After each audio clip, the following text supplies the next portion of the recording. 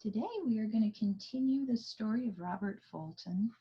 And as you can see, with us just having had Easter, I gave you guys an Easter background to look at while I read to you. And the chapter that I'm going to read this week points out the creativity of this young man and how he made supplies that he would need for school.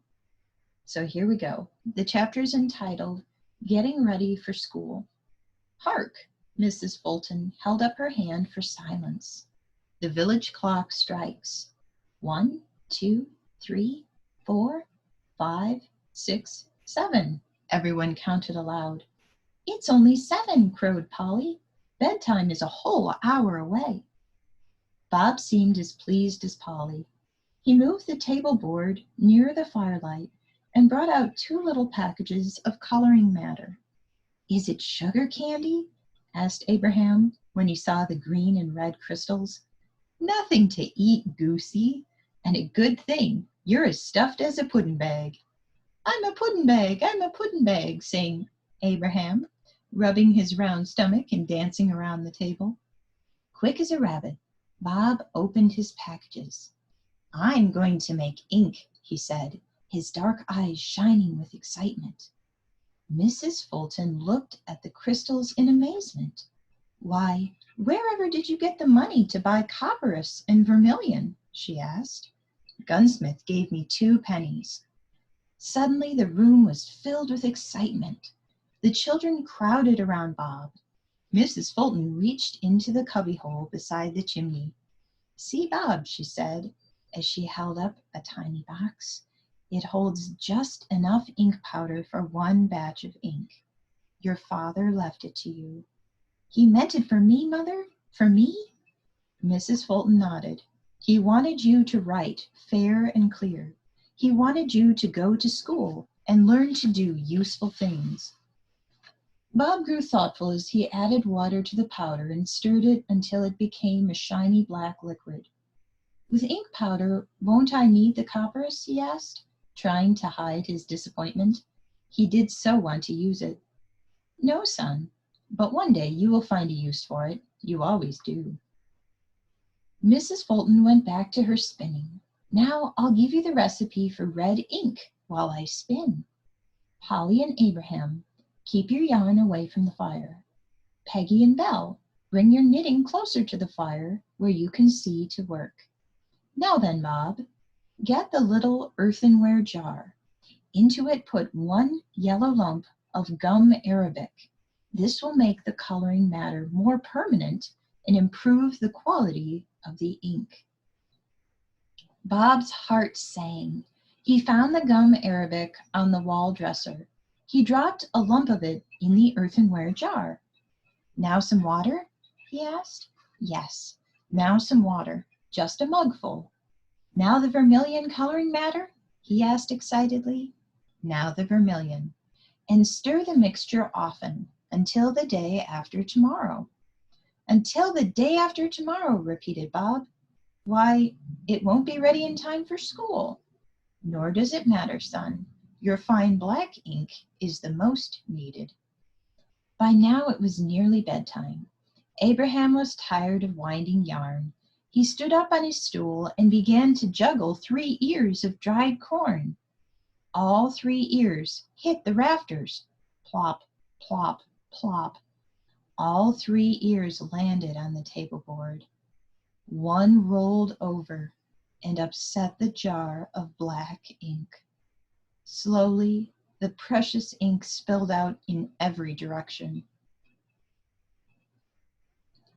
There was a great stillness. The whole Fulton family was shocked by the disaster.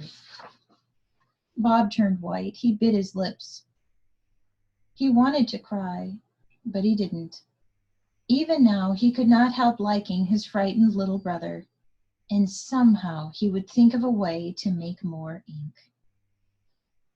The Goosefoot Maple. The first gray light was sifting through the shutters.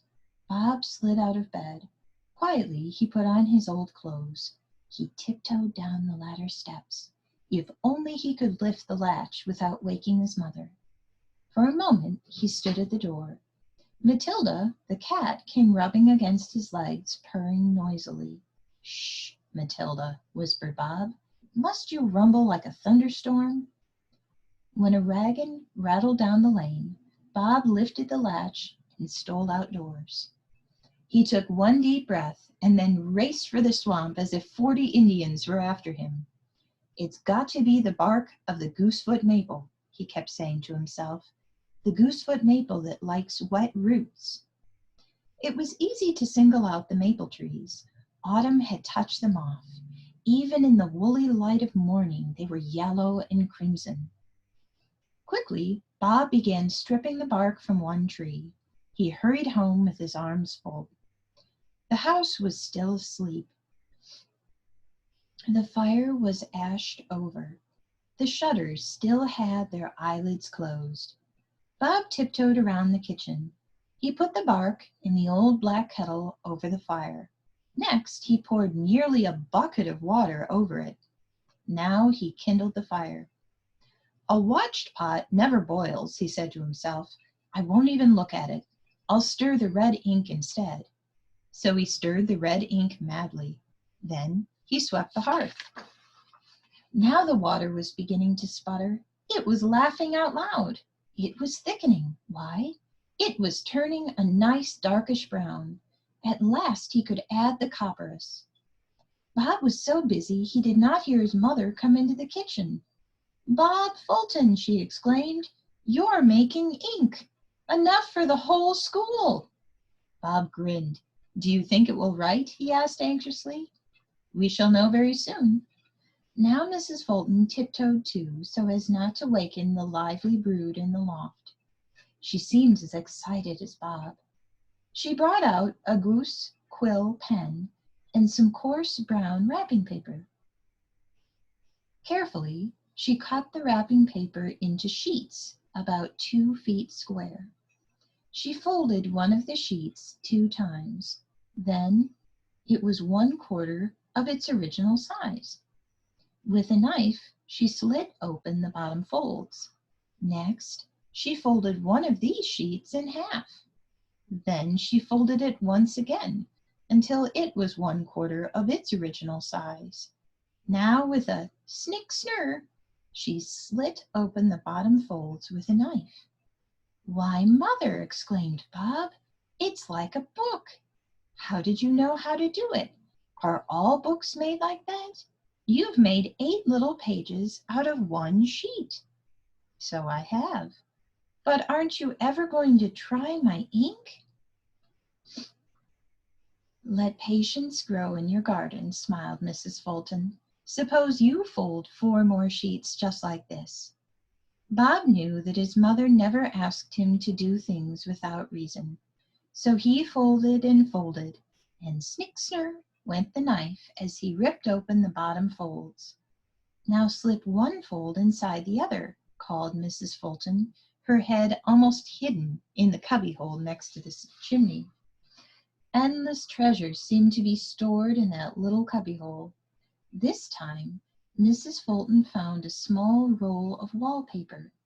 Dim figures of girls and boys skated over the paper like children in a dream. Skillfully, Mrs. Fulton fitted the wallpaper around the folded pages to form a lively cover. Then she sewed cover and pages together. Bob thought he could not hold his excitement another minute. Was she ever going to try the ink? Maybe she would if he handed her the pen.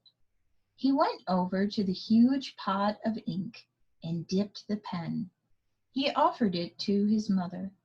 She took it as if she had wanted it that very moment. Then, in her fine hand, she wrote across the wallpaper cover, "This copybook belongs to Robert Fulton." Bob caught his breath. "Why, it's beautiful," he said softly. "The ink works. It actually works," he laughed. The ink had a curious color, not quite brown, nor black, nor blue. It was a mixture of all 3. But Bob had made it himself, and to him and his mother, no color could be more beautiful.